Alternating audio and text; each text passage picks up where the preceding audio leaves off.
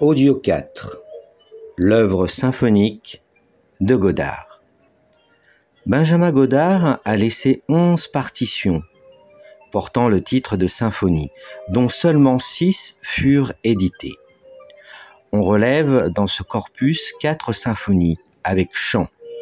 Le Tasse, symphonie dramatique, opus 39, 1877.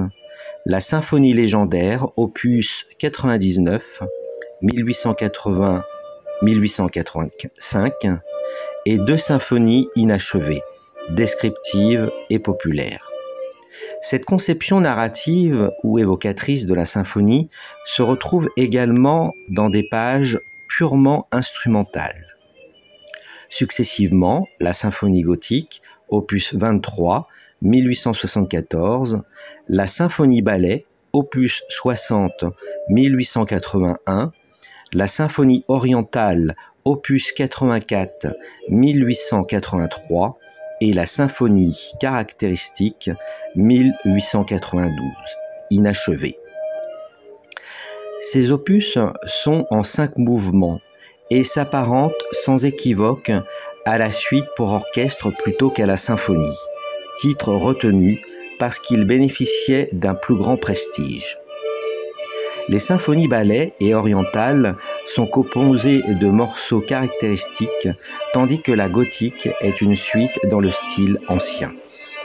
L'existence d'un arrangement des 3 partitions pour piano à 2 mains prolonge le sentiment d'une certaine appartenance de ces œuvres au salon par le fait même qu'elles puissent y être jouées le plus commodément possible.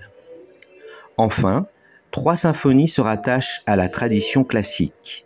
Les 2 premières, une perdue et l'autre inédite, ont été composées avant 1865, date à laquelle Godard étudiait la composition au conservatoire avec Henri Reber, auteur lui-même de 4 symphonies.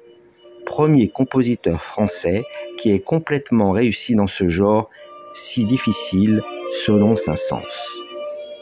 Quant à l'opus 57, 1879, c'est la seule symphonie répondant au canon habituel qui a été jouée et éditée du vivant de Godard.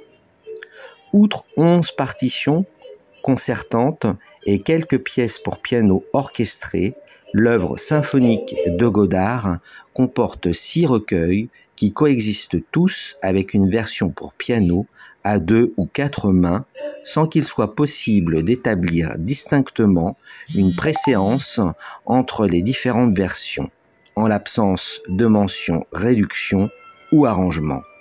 C'est le cas pour les 3 morceaux, opus 51.